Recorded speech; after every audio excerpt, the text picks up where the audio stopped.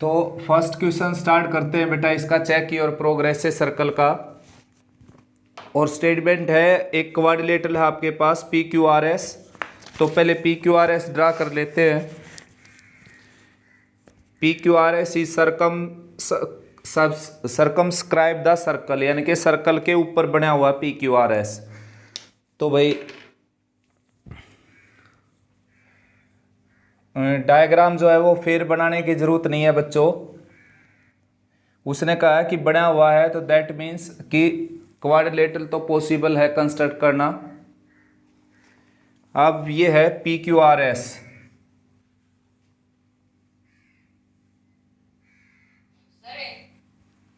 R S is a quadrilateral circumscribe a circle and P Q 12 centimetre.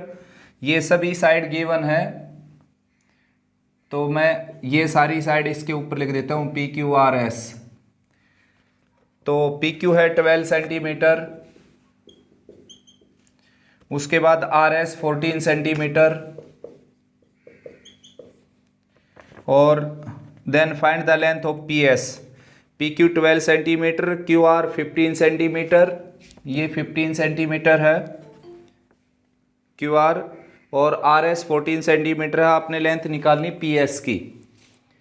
तो P S की length निकालने के लिए क्या है कि अगर आप शॉर्ट फॉर्म में याद रखना चाहें तो शॉर्ट फॉर्म में भी याद रह सकता है। ये दो साइड का सम बाकी दो साइड के सम के इक्वल होता है ऐसे केस में, ठीक है ना। रीजन इसके पीछे है कि tangent drawn from an external point to a circle are equal in length. तो ये जैसे पॉइंट मैं ले लेता हूँ ए बी सी और डी, ये पॉइंट ले लिए मैंने।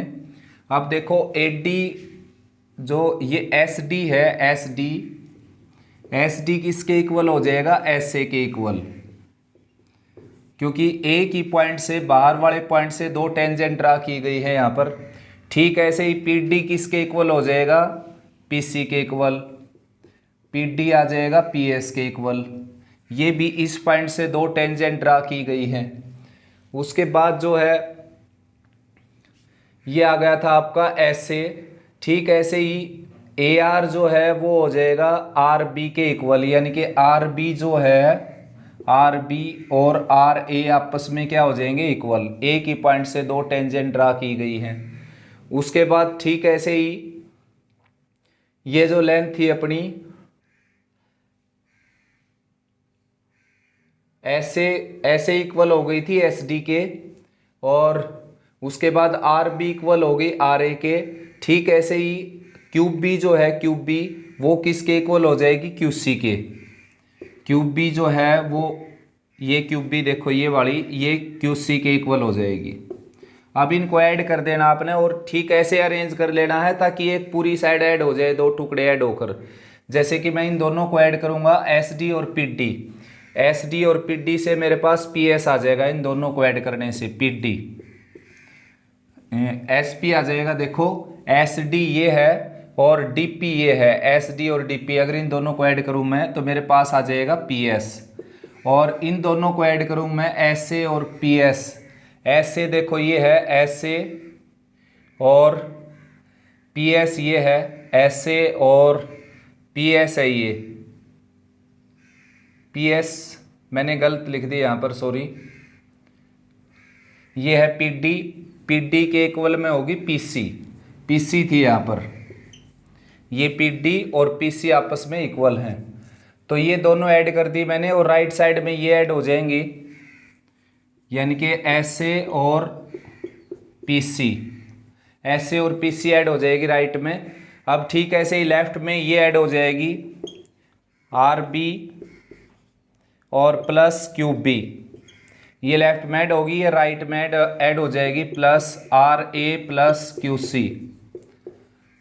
अब ये वाली जो साइड है पी सी और क्यू सी, ये मिलकर क्या बन जाएगी, पी क्यू। देखो क्यू सी ये है और पी सी ये है, तो पी क्यू बन जाएगी ये ग्रीन से मैंने सर्कल कर दिया जो।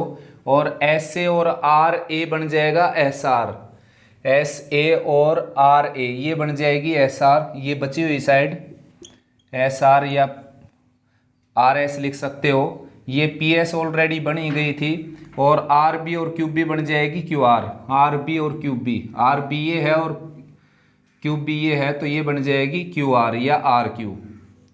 अब देखो अगर हम देखें तो डायरेक्ट ये रिजल्ट भी आप याद रख सकते हो। ये वाला रिजल्ट देखो, ये Q R plus P S, Q R कहाँ है, क्यू आर है ये Q R plus P S, यानी कि आमने सामने वाली साइड का सम आपस में इक्वल होता है इस तरह के केस में। यानी कि इन दोनों का जो सम है, इन दोनों का सम वो इन दोनों के सम के इक्वल आता है हमेशा ही। जब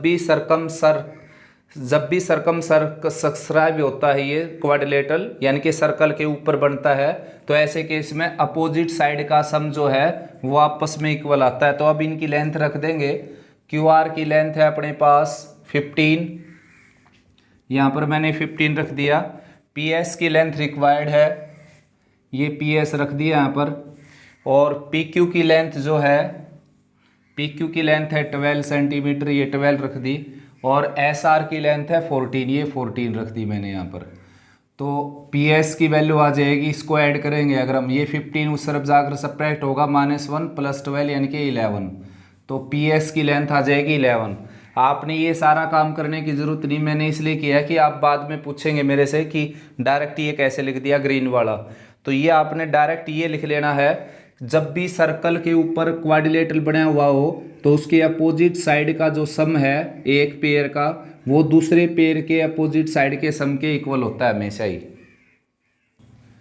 तो भाई क्वेश्चन है सेकंड, दो टेंजेंट ड्रा की गई हैं पी ए और P B external point P से, और ओ सर्कल का सेंटर है, और एंगल पी ए बी है 70 डिग्री, और angle A P be required है।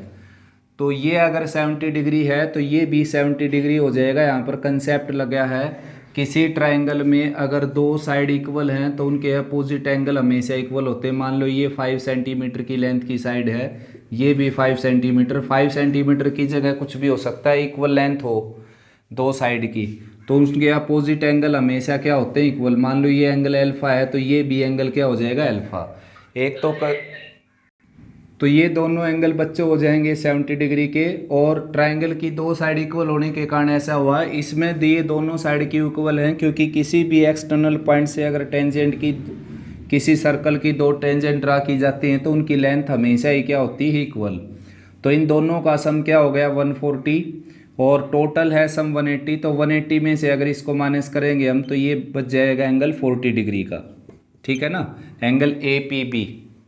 बताना आपने कि मैक्सिमम टेंजेंट कितनी ड्रा की जा सकती हैं उन दो सर्कल के ऊपर, कॉमन टेंजेंट जो एक दूसरे को इंटरसेक्ट नहीं करते। एक सर्कल ये है और दूसरा सर्कल इसको इंटरसेक्ट और टच नहीं करता, यानी कि दूर से जाता है बिल्कुल। तो इस तरह के केस में एक टेंजेंट ये ड्रा हो जाएगी कॉमन टेंजेंट, एक टेंजेंट ये ड्रा हो जाएगी, और एक कॉमन टेंजेंट ये ड्रा हो जाएगी, और एक कॉमन टेंजेंट ये ड्रा हो जाएगी, यानी कि दोनों की एक ही टेंजेंट कॉमन टेंजेंट। तो इस तरीके से 4 टेंजेंट ड्रा की जा सकती हैं, 4 टेंजेंट, अगर दो सर्कल एक दूसरे को इंटरसेक्ट नहीं करते तो। नेक्स्ट क्वेश्चन है, एक टेंजेंट ड्रा की गई है एक सर्कल के ऊपर, जो पॉइंट सेंटर से 17 सेंटीमीटर की डिस्टेंस पर है। 17 सेंटीमीटर ये पॉइंट है।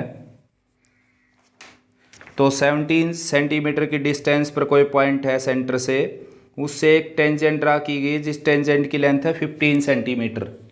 तो टेंजेंट की लेंथ है 15 सेंटीमीटर और हमने रेडियस फाइंड आउट करना है।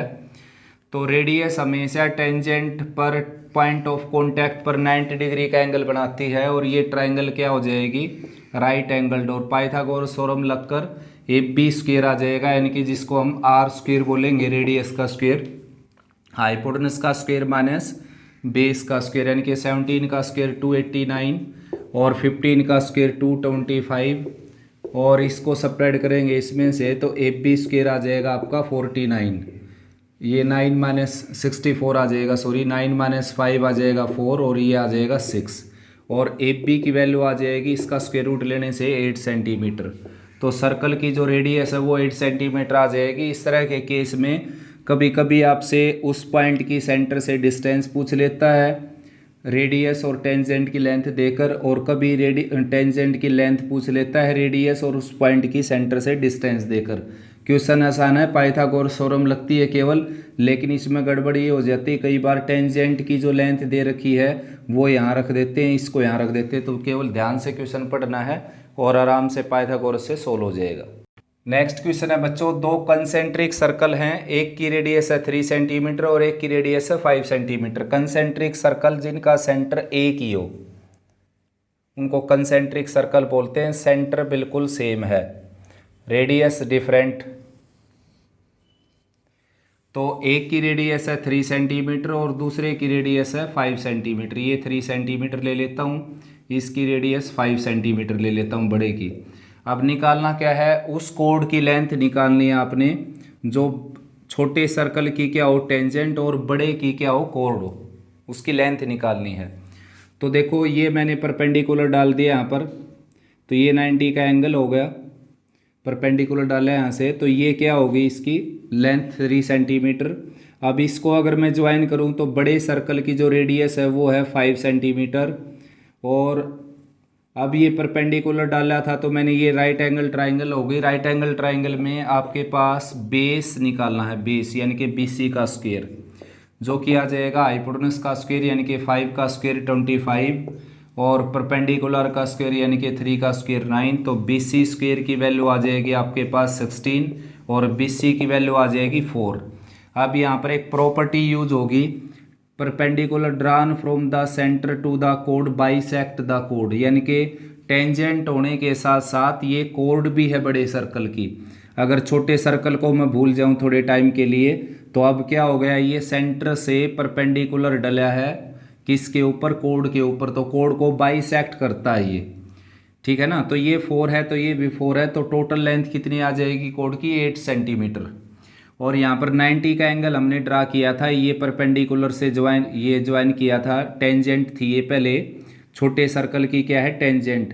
तो पॉइंट ऑफ कांटेक्ट को मैंने सेंटर से ज्वाइन कर दिया तो रेडियस होगी, और रेडियस हमेशा यहाँ पर 90 डिग्री का एंगल बनाती है।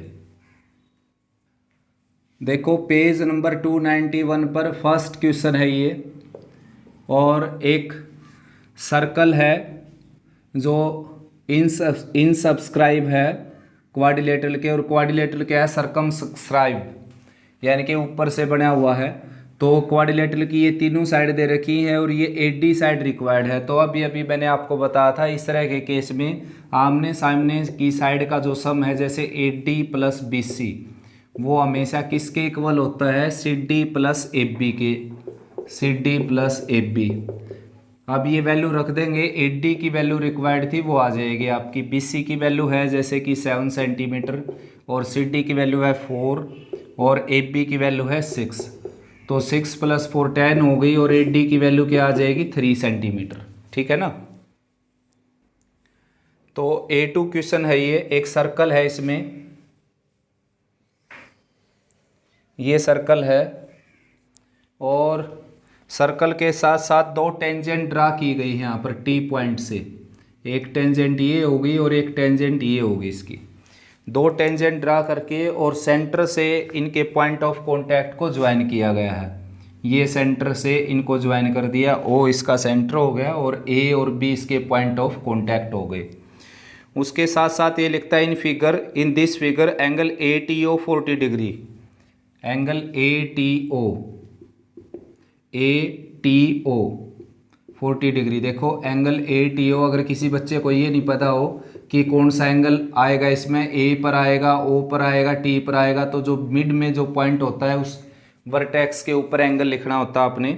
एंगल AOB फाइंड आउट करना आपने, एंगल AOB ये फाइंड आउट करना है। तो बड़ा आसान है, देखो ये 90 डिग्री का हो ही गया, since radius is perpendicular to the tangent at point of contact. तो पॉइंट ऑफ कांटेक्ट पर 90 डिग्री का एंगल बनाती है ये, तो ये 90 का हो गया, ये 40 का हो गया, तो 130 इन दोनों का सम हो गया।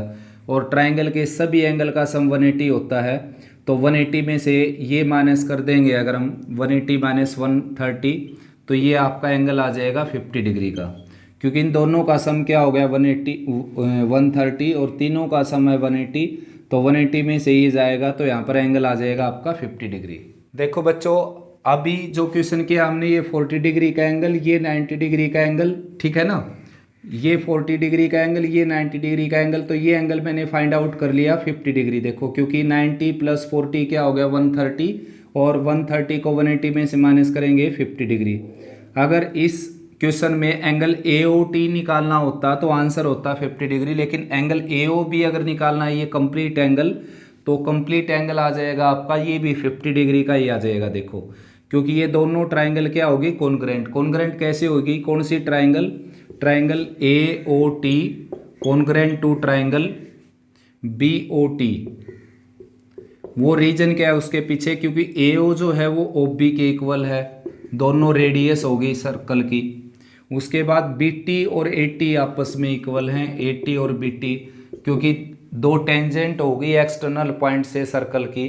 और उसके बाद OT जो है वो कॉमन है।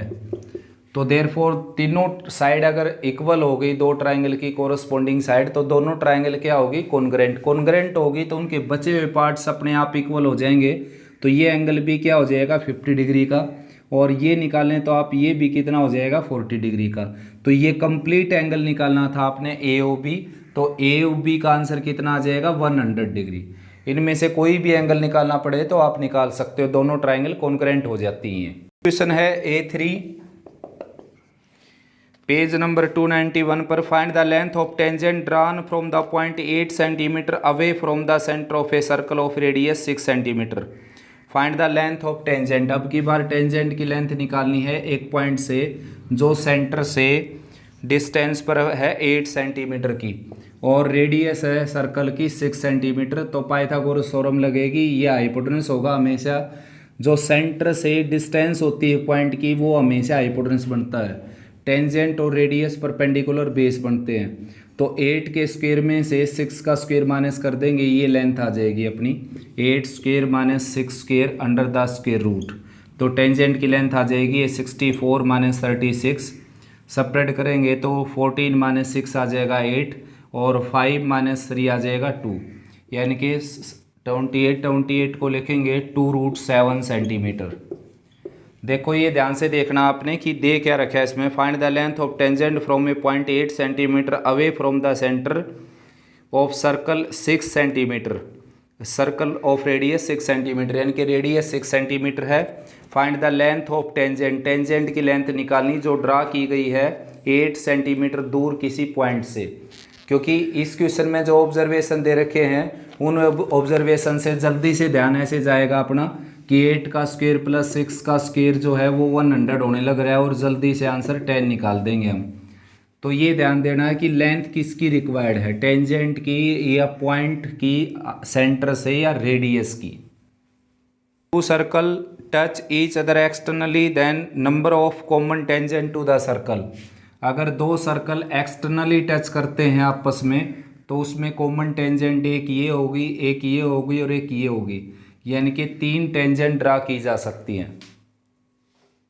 देखो भाई नेक्स्ट क्वेश्चन है, सीरियल नंबर है इसका 5A5। तो एक क्वाड्रिलेटरल दे रखे आपको, उस क्वाड्रिलेटरल में क्या है, ये साइड दे रखी जो मैंने लिख दी, BP 27 सेंटीमीटर, ये टोटल 38 सेंटीमीटर, ये 25 सेंटीमीटर, और ये साइड दे नहीं रखी, और साथ साथ रिक्वायरमेंट क्या है रेडियस की, रेडियस रिक्वायर्ड किया गया है। तो सबसे पहले बात करें तो ये 27 सेंटीमीटर है, तो ये साइड भी क्या आ जाएगी 27 सेंटीमीटर। ये BP उसने 27 सेंटीमीटर दे रखी है, तो BP 27 है तो ये भी 27 आ जाएगी। उसके बाद जो है ये जो लेंथ है, ये वाली लेंथ, ये टोटल 38 थी ये लेंथ, तो टोटल 38 थी, तो 27 उसमें से माइनस कर दूं तो 11 बच जाएगी, ये 11 सेंटीमीटर हो गई। तो ये 11 हो गई, तो बची हुई ये साइड भी क्या होगी 11, क्योंकि बाहर किसी पॉइंट से दो टेंजेंट हमेशा इक्वल इन लेंथ होती है।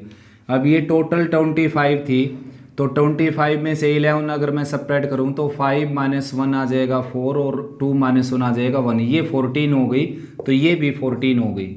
अब हमारे को यहीं तक पहुंचना था केवल, ये 14 ये भी 14। अब इसको ज्वाइन कर देता हूं मैं, इसको मैंने ज्वाइन कर दिया। देखो फिलहाल मैं इनको ज्वाइन नहीं करता, मेरे को रेडियस की रिक्वायरमेंट है, तो फिलहाल ये साइड में निकालूंगा और फिर ये भी रेडियस है बच्चों और ये भी रेडियस है, दोनों इक्वल हैं।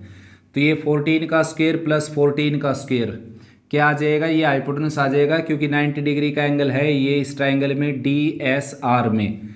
तो ये आ जाएगा 14 square plus 14 square under the square root, ये हाइपोटेनस आ जाएगा, यानी कि 2 टाइम्स 14 का स्क्वायर और स्क्वायर रूट लेंगे तो 14√2 आ जाएगा। तो ये 14√2 आ गया, 14√2। अब ये R है और ये भी R है, दोनों R हैं। इसमें फिर से यहाँ पर ये दोनों जो टेंजेंट हैं, देखो ये जो रेडियस है ये भी रेडियस है और ये भी रेडियस है। तो यहाँ पर जो है आप फिर से पाइथागोरस थ्योरम अगर लगा दें तो इसकी रेडियस आ जाएगी, ठीक है ना। तो देखो ये 14√2 आ गया था अभी, तो ये R है ये भी R है, तो यहाँ पर 90 डिग्री का एंगल हमने लिया है, 90 डिग्री का एंगल ही बनेगा। पॉइंट ऑफ कॉन्टैक्ट को इससे ज्वाइन कर दिया, इससे ज्वाइन कर दिया, तो राइट एंगल ट्राइंगल बन गई है। तो R square plus R square की वैल्यू आ जाएगी आपकी 14√2 का स्क्वायर, यानी कि 2 टाइम्स 14 का स्क्वायर। अब 2R स्क्वायर की वैल्यू आ जाएगी 2 टाइम्स 14 का स्क्वायर, ये इससे कैंसिल हो गया। R स्क्वायर की वैल्यू आ गई 14 का स्क्वायर और R की वैल्यू आ जाएगी 14 सेंटीमीटर। तो A6 क्वेश्चन है, देखो ये 6th क्वेश्चन, ये ट्राइंगल दे रखी है और इसके अंदर एक सर्कल है जो इसकी तीनों साइड को टच करता है। ये 5 सेंटीमीटर, ये 12 सेंटीमीटर है, ठीक है ना। तो आपने x की वैल्यू निकालनी जो इसकी रेडियस है और यहाँ पर 90 डिग्री का एंगल है। तो देखो सबसे पहले तो मैं इसका हाइपोटेनस निकालता हूँ। 12 का स्क्वायर 144, 5 का स्क्वायर 25, ऐड करूँगा तो 169, रूट लूँगा तो 13, तो ये आ गया 13 सेंटीमीटर। अब इसका S निकालता हूँ, यानी कि सेमी पेरीमीटर। तो सेमी पेरीमीटर होता है, इन सब को ऐड कर देंगे, ये 25, ये प्लस 5 30, इन दोनों का सम 25 हो गया, 12 और 13 का, और प्लस में 5 ऐड करूँगा 30 हो गया, 30 को 2 से डिवाइड करूँगा 15 आ गया। तो S आ गया ये। अब मैं निकालूंगा area of triangle. Area of triangle आराम से आ जाएगा बेस इंटू हाइट बाई 2, यानी कि बेस इंटू हाइट बाई 2, ये एरिया ऑफ ट्राइंगल आ गया, जो कि कितना आ गया 30। अब मैंने आपको एक फार्मूला बताया था, RS is equal to delta is equal to RS, यानी कि RS is equal to delta. Delta denote area, delta area को डिनोट करता है। तो R एज इट इज और S की जगह क्या रखूंगा मैं 15 और एरिया ऑफ ट्राइंगल की जगह क्या रखूंगा 30। तो R की वैल्यू क्या आ जाएगी यहाँ से 2 सेंटीमीटर, ठीक है ना। ये फार्मूला है एरिया का। एरिया ऑफ ट्राइंगल के मैंने आपको लगभग 9 फार्मूले लिखवा रखे हैं, उनमें से ये फार्मूला लिखवाया था मैंने, स्मॉल RS। S क्या है सेमी पेरीमीटर, R क्या है इन रेडियस, यानी कि सर्कल का रेडियस जो ट्राइंगल के अंदर बनता है, उस सर्कल के रेडियस को हम R बोलते हैं, स्मॉल R। तो स्मॉल R उसने X लेट कर रखा है, तो X की वैल्यू क्या आ गई यहाँ से आपकी 2 सेंटीमीटर।